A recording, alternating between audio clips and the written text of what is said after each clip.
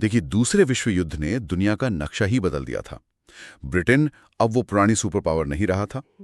America और Soviet संघ, ये दो नई ताकतें उभर कर सामने आई थीं। और मजे की बात ये कि दोनों ही भारत की आज़ादी के हक में थे। और ब्रिटेन में जो नई लेबर पार्टी की सरकार आई थी, वो भी भारतीय मांगों को लेकर मतलब पहले की सरकारों से थोड़ी ज्यादा हमदर्दी रखती थी, ऐसा कह सकते हैं। हाँ, लेबर पार्टी का रवैया थोड़ा अलग था। हाँ, इसके अलावा भी कई बातें थीं। यूरोप में समाजवाद की लहर थी, अंग्रेज फौजी लड़ाई से बुरी तरह थक चुके थे और ब्रिटेन की इकोनॉमी, अर्थव्यवस्था बिल्कुल खस्ता हाल थी। फिर साउथ ईस्ट एशिया में आप देखिए, उपनिवेशवाद के खिलाफ एक जबरदस्त माहौल बन रहा था। और शायद सबसे बड़ी बात, अंग्रेज अफसरों को यह डर सता रहा था कि कांग्रेस कहीं 1942 जैसा भारत छोड़ो आंदोलन दोबारा न शुरू कर दें। अच्छा, उन्हें डर था कि ये दोबारा हो सकता है। हाँ, बिल्कुल। और उन्हें लग रहा था कि अगर इस बार हुआ तो ये कहीं ज्यादा खतरनाक होगा। क्यों? क्योंकि इसमें आजाद हिंद फौज मतलब आईने के ट्रेंड लोग शामिल हो सकते थे, सरकारी कामकाज ठप किया जा सकता था, गांवों में बगावत हो सकती थी, मजदूर हड़ताल पर जा सकते थे। और उन्हें यह भी डर था कि शायद फौज, पुलिस और सरकारी बाबू भी इसमें शामिल हो जाएं। मतलब स्थिति काफी विस्फोटक लग रही थी उन्हें। बिल्कुल। और हाँ, युद्ध खत्म होने के बाद चुनाव कराने भी जरूरी थे, क्योंकि पिछले चुनाव काफी काफी पहले हुए थे। तो इसी माहौल में, जैसा आपने कहा, 1945-46 की सर्दियों में चुनाव हुए। कांग्रेस ने इन चुनावों को कैसे इस्तेमाल किया? मेरा मतलब है अंग्रेजों के खिलाफ लोगों की भावनाओं को जगाने के लिए। हाँ, कांग्रेस ने इसे एक बड़े मौके की तरह देखा और इस्तेमाल किया। उन्होंने 1942 का जो भारत छोड़ो आंदोलन था, उसके दौरान जो सरकारी दमन हुआ था, उस मुद्दे को जोर शोर से उठाया। उस आंदोलन के जो शहीद थे, उन्हें हीरो की तरह पेश किया और जिन अंग्रेज अफसरों ने जुल्म किए थे, उनकी कड़ी निंदा की। तो इस तरह से उन्होंने अंग्रेजी राज के खिलाफ एक माहौल तैयार कर दिया। और इसी समय आईएनए का मुद्दा भी तो बहुत गर्म था। हाँ हाँ, बिल्कुल। उसी दौरान कांग्रेस ने आज़ाद हिंद फौज यानी आईएनए के जो पकड़े गए सैनिक थे, उनका खुलकर साथ दिया। सितंबर 1945 में बॉम्बे में कांग्रेस का युद्ध के बाद पहला बड़ा सेशन हुआ। उसमें आईएनए के समर्थन में एक बहुत मजबूत प्रस्ताव पास किया गया। और आप देखिए, भूलाभाई देसाई, तेज बहादुर सप्रू, कैलाश नाथ काटजू, जवाहरलाल नेहरू, आसफ अली, कितने बड़े बड़े वकील थे जिन्होंने अदालत में आईएनए के सिपाहियों का बचाव किया। हाँ, डिफेंस टीम बहुत शक्तिशाली थी। बिल्कुल। और उनकी मदद के लिए एक क्या कहते हैं, आईएनए राहत और जांच समिति भी बनाई गई। उसने पैसे, खाना, नौकरी, इन सब में मदद की। ये आईएनए आंदोलन डॉक्टर आगे बढ़ा है ना? मतलब सिर्फ कोर्ट केस तक ही नहीं रहा। हाँ, बिल्कुल नहीं। ये पूरे देश में फैल गया। 12 नवंबर 1945 को आईएनए दिवस मनाया गया और 5 से 11 नवंबर तक पूरा हफ्ता ही आईएनए के नाम रहा। हाँ हाँ। और खास बात ये थी कि ये सिर्फ दिल्ली, बॉम्बे, कलकत्ता जैसे बड़े शहरों की बात नहीं थी। जी। ये आंदोलन कुर्ग, बलूचिस्तान, असम जैसे दूर दराज के इलाकों तक पहुंच गया था। लोगों ने दिल खोलकर चंदा दिया। इससे पता चलता है कि आईएनए का मुद्दा लोगों के दिलों को कितना छू गया था। इसी पृष्ठभूमि में, जैसा कि हमारा दस्तावेज बताता है, 1945-46 की सर्दियों में 3 बड़े जन उभार हुए। वो कौन से थे, जरा विस्तार से बताएंगे? हाँ, 3 बड़े उभार थे। पहला हुआ 21 नवंबर 1945 को कलकत्ता में, ये आईएनए के मुकदमों के खिलाफ था।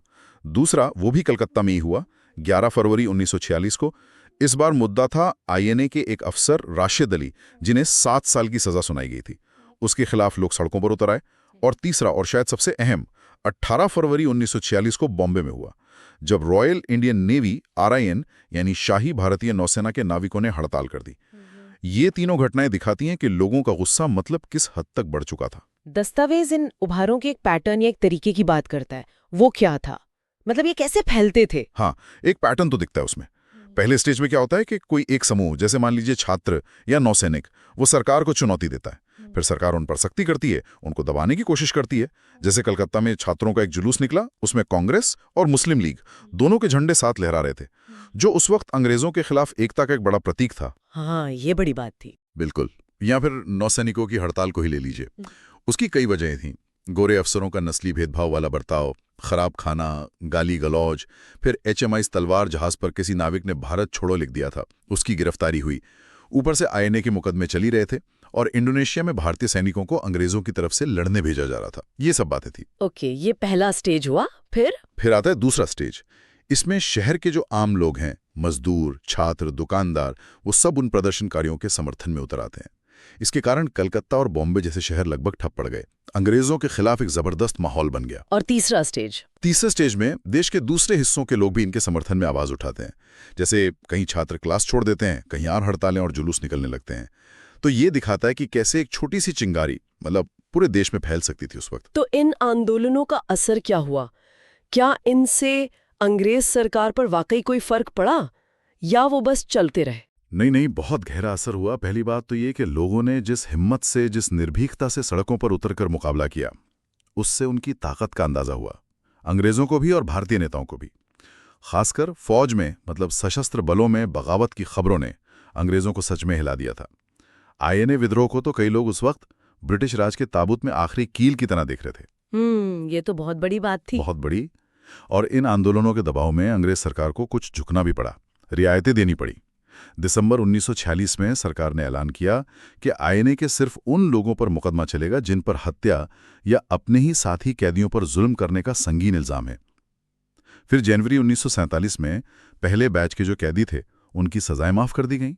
फरवरी 1947 तक भारतीय सैनिकों को इंडोचीन और इंडोनेशिया से वापस बुला लिया गया। तो ये सीधे सीधे इन आंदोलनों का नतीजा था? काफी हद तक, हाँ। और अंग्रेजों का नवंबर 1946 में एक पार्लियामेंट्री डेलीगेशन और फिर जनवरी 1946 में कैबिनेट मिशन भेजने का फैसला, ये भी इसी माहौल में, इसी दबाव में लिया गया था। ये दिखाता है कि वो प्रेशर महसूस कर रहे थे। यहीं पर स्रोत एक और नजरिया बताता है, वामपंथियों का। हाँ, स्रोत में उसका जिक्र है। वामपंथियों का एक नजरिया ये था, या कहिए आरोप था, कि कांग्रेस ने जानबूझकर इन आंदोलनों से थोड़ी दूरी बनाए रखी। उन्हें शायद डर था कि ये हालात उनके कंट्रोल से बाहर हो सकते हैं। और दूसरा, वो आज़ाद भारत के लिए एक डिसिप्लिन फौज चाहते थे, ना कि ऐसी फौज जिसमें बगावत की भावना हो। ये एक इंटरप्रिटेशन है जो स्रोत में दिया गया है। चलिए अब जरा चुनाव के नतीजों पर आते हैं। 1945-46 के उन चुनावों में कांग्रेस का प्रदर्शन कैसा रहा? कांग्रेस को जबरदस्त कामयाबी मिली। जो गैर मुस्लिम वोट थे उनमें से 91% वोट कांग्रेस को मिले। सोचिए, 91%। बाप रे। हाँ, केंद्र की जो सेंट्रल असेंबली थी उसमें 102 में से 57 सीटें उन्होंने जीती।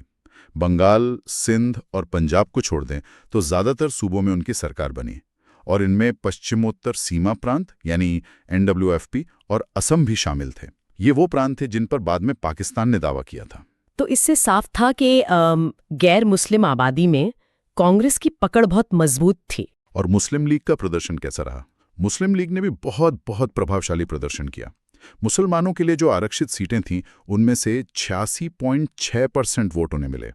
और केंद्र की सभी 30 मुस्लिम सीटें उन्होंने जीत लीं। सभी 30? जी हाँ, सभी 30। सूबों के चुनावों में भी बंगाल और सिंध में उन्हें बहुमत मिला। तो 1937 के चुनावों के मुकाबले अब मुस्लिम लीग साफ तौर पर मुसलमानों की नुमाइंदगी करने वाली सबसे बड़ी पार्टी बनकर उभरी थी। हालांकि पंजाब में स्थिति अलग थी, है ना? हाँ, पंजाब में थोड़ा अलग था। वहां यूनियनिस्ट पार्टी, कांग्रेस और अकालियों ने मिलकर सरकार बनाई, जिसके नेता खिजर हयात खान थे। लीग वहां सरकार नहीं बना पाई, हालांकि सबसे बड़ी पार्टी वही थी। तो ये बड़ी अजीब बात है। एक तरफ हम जन उभारों में हिंदू मुस्लिम एकता देख रहे थे, जैसे कलकत्ता के जुलूस में कांग्रेस और लीग के झंडे साथ थे। RIN विद्रोह में भी एकता थी। और दूसरी तरफ चुनावों में वोट बिल्कुल धर्म के नाम पर पड़ रहे थे। ये विरोधाभास क्यों था? हाँ, ये एक बहुत ही अहम सवाल है और बहुत महत्वपूर्ण बात भी। इसका सबसे बड़ा कारण था पृथक निर्वाचक मंडल यानी सेपरेट इलेक्टोरेट्स की व्यवस्था। Separate electorates? हाँ, इसका मतलब ये था कि मुस्लिम उम्मीदवार को सिर्फ मुस्लिम वोटर ही चुन सकते थे और गैर मुस्लिम उम्मीदवार को सिर्फ गैर मुस्लिम वोटर। इस व्यवस्था ने लोगों को धर्म के आधार पर राजनीतिक रूप से बांट दिया था। और दूसरा कारण? दूसरा बड़ा कारण था कि वोट डालने का हक सबको नहीं था। बहुत लिमिटेड फ्रेंचाइज थी। सूबों के चुनावों में मुश्किल से 10% आबादी को वोट देने का अधिकार था और केंद्र के लिए तो और भी कम। तो इसलिए चुनावों के जो नतीजे थे वो शायद आम जनता की जो मिली-जुली भावनाएं थी उस वक्त, उसको पूरी तरह से नहीं दर्शाते थे। वो सिर्फ वोट देने वालों की राय थी। समझ गई। और फिर आया कैबिनेट मिशन। फरवरी 1946 में ब्रिटेन की एटली सरकार ने अपने 3 बड़े मंत्रियों को भारत भेजने का फैसला किया। उस वक्त ऐसा क्यों लगने लगा था कि अंग्रेज अब वाकई भारत छोड़ने की तैयारी में है? क्या बदल गया था? हाँ, ऐसा लगने लगा था और इसके पीछे कई ठोस वजहें थी। जैसा हमने पहले भी बात की, राष्ट्रवादी भावनाएं अब बहुत मजबूत हो चुकी थी। उनका असर अब सिर्फ आम लोगों पर नहीं, बल्कि सरकारी अफसरों और अंग्रेजों के जो वफादार माने जाने वाले तबके थे, उन पर भी दिखने लगा था। इंडियन सिविल सर्विस (आईसीएस) जैसी अहम एडमिनिस्ट्रेटिव सर्विस का काफी हद तक भारतीयकरण हो चुका था। उसमें भारतीय अफसर आ गए थे। हाँ, ये भी एक फैक्टर था। बिल्कुल। फिर अंग्रेज़ों की जो पुरानी नीतियां थीं, कभी फुसलाना, कभी दबाना, वो अब काम नहीं कर रही थीं। क्रिप्स मिशन 1942 में फेल हो चुका था। उसके बाद पूरी आज़ादी देने के सिवा उनके पास कोई चारा बचा नहीं था। वो एक दुविधा में थे। अगर वो शांतिपूर्ण आंदोलनों को सख्ती से दबाते तो उनका असली क्रूर चेहरा सामने आता था दुनिया के सामने, और अगर नरमी दिखाते तो उनकी कमजोरी झलकती थी। और सेना का मुद्दा, RIN विद्रोह का कितना असर था? बहुत ज़्यादा। सबसे बड़ी बात शायद वही थी। आईएनए के कैदियों के लिए जो हमदर्दी पूरे देश में दिखी, और खासकर नौसेना यानी RAN का विद्रोह, इसने अंग्रेजों के मन में ये डर पक्का बिठा दिया था कि अगर कांग्रेस ने फिर कोई बड़ा आंदोलन छेड़ा तो शायद भारतीय फौज और पुलिस पर भरोसा नहीं किया जा सकेगा। और उनके पास इंग्लैंड से बुलाने के लिए अनुभवी अफसरों की भी कमी थी। तो वो समझ गए थे कि भविष्य में भारत के साथ अच्छे रिश्ते रखने हैं और किसी बड़े जन आंदोलन से बचना है तो भाई समझौता करना ही पड़ेगा। अब और चारा नहीं है। तो ये कैबिनेट मिशन मार्च 1946 में दिल्ली पहुंचा। इसने भारत के भविष्य के लिए क्या रास्ता सुझाया? इसके मुख्य प्रस्ताव क्या थे? देखिए, मिशन ने एक तरह से बीच का रास्ता, एक मिला जुला रास्ता निकालने की कोशिश की। पहली बात, उन्होंने सीधे सीधे पाकिस्तान बनाने की मांग को खारिज कर दिया। अच्छा, ये तो बड़ी बात थी। हाँ, उनका प्रस्ताव था कि जो मौजूदा प्रांतीय विधानसभाएं हैं उनको 3 ग्रुप या सेक्शन में बांटा जाए। सेक्शन ए में हिंदू बहुल प्रांत, सेक्शन बी में उत्तर पश्चिम के मुस्लिम बहुल प्रांत, पंजाब, सिंध, NWFP, बलूचिस्तान, और सेक्शन सी में बंगाल और असम। उन्होंने 3 स्तरों पर सरकार का ढांचा सुझाया: प्रांत, फिर सेक्शन और सबसे ऊपर केंद्र यानी यूनियन। केंद्र के पास सिर्फ 3 मुख्य विषय रहने थे: डिफेंस, विदेश मामले और कम्युनिकेशन। बाकी सारी शक्तियां, जिन्हें अवशिष्ट शक्तियां या रेजिडुअल पावर्स कहते हैं, वो प्रांतों को मिलनी थी। और संविधान बनाने के लिए? हाँ, उसके लिए कहा गया कि एक संविधान सभा बनाई जाएगी। इसमें प्रांतों की विधानसभाओं से चुने हुए 389 सदस्य होंगे जो देश का नया संविधान बनाएंगे। और जो देसी रियासतें थीं, उन पर से अंग्रेजों का नियंत्रण, जिसे ब्रिटिश पैरामाउंटेसी कहते थे, वो खत्म हो जाएगा। वो चाहें तो भारत या पाकिस्तान में शामिल हों या चाहें तो आज़ाद रहें।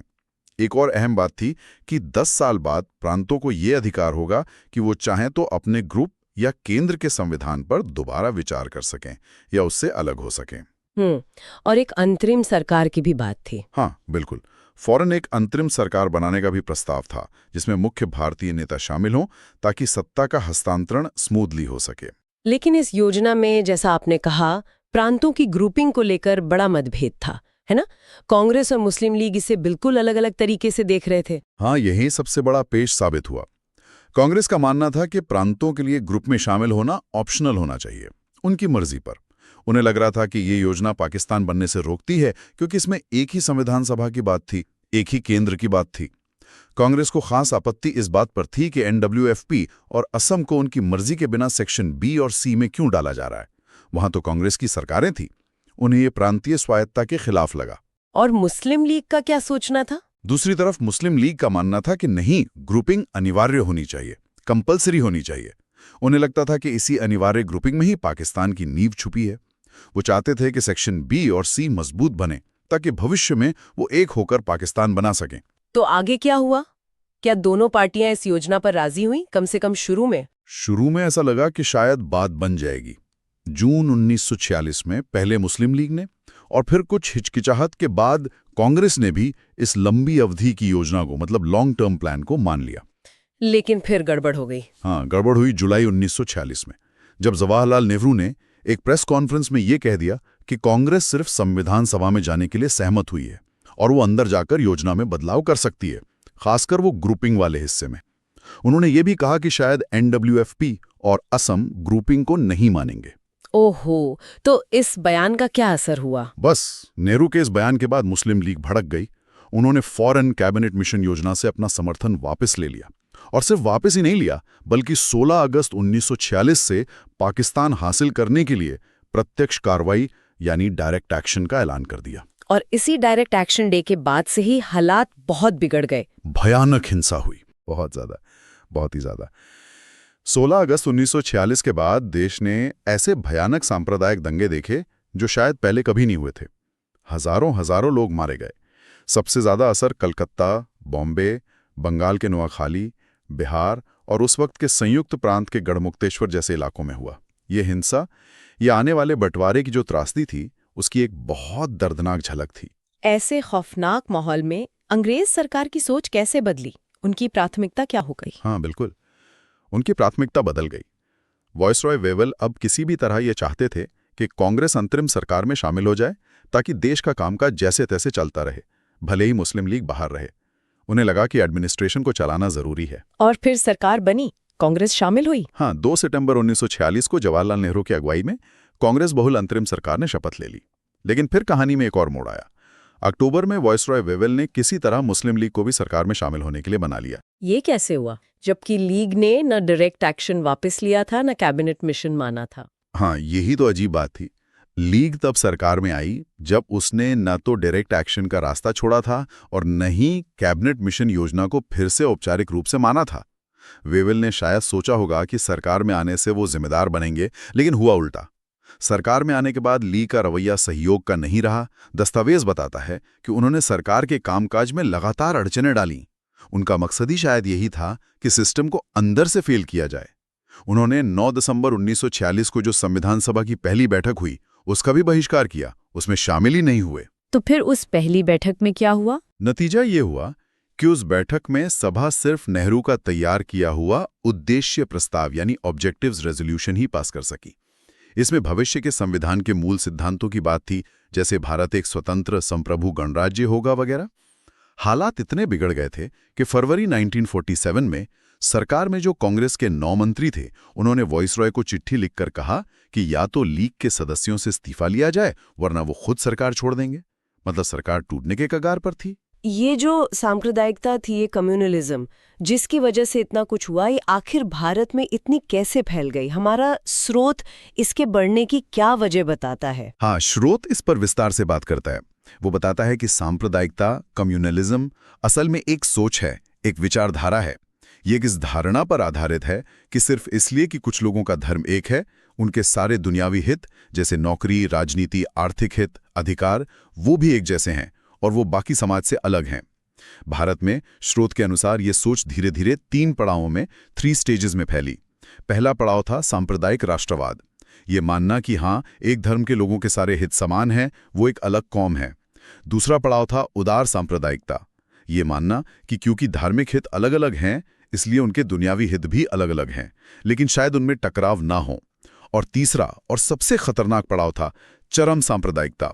ये वो सोच है जो मानती है कि अलग अलग समुदायों के हित न सिर्फ अलग हैं, बल्कि एक दूसरे के विरोधी हैं, उनमें टकराव निश्चित है और इसलिए वो शांति से एक साथ रह ही नहीं सकते। यहीं से अलग होने की बात आती है। और इसके फैलने के कारण क्या थे?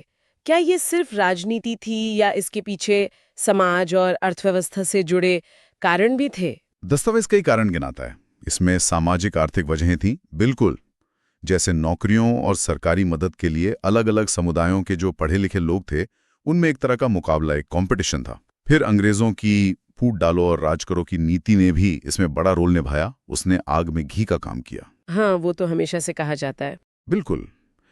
फिर इतिहास को लिखने और पढ़ाने के तरीके में भी कई बार ऐसा पुट रहा, जिससे समुदायों के बीच ऐतिहासिक रूप से दूरियां बढ़ीं।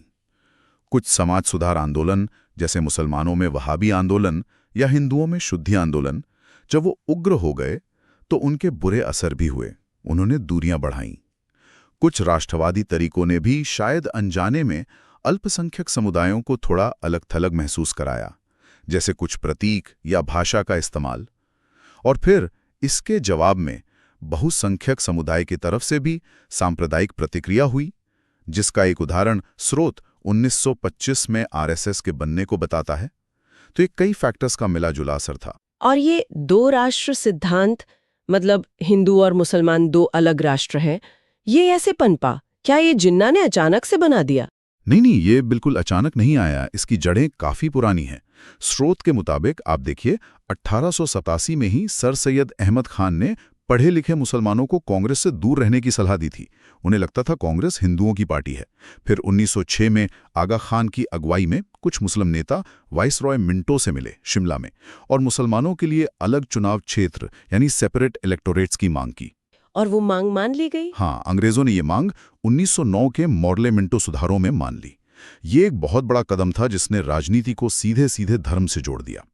फिर 1915 में हिंदू महासभा का पहला अधिवेशन हुआ और विडंबना देखिए, 1916 में खुद कांग्रेस ने लखनऊ पैक्ट में मुस्लिम लीग की अलग चुनाव क्षेत्रों की मांग मान ली।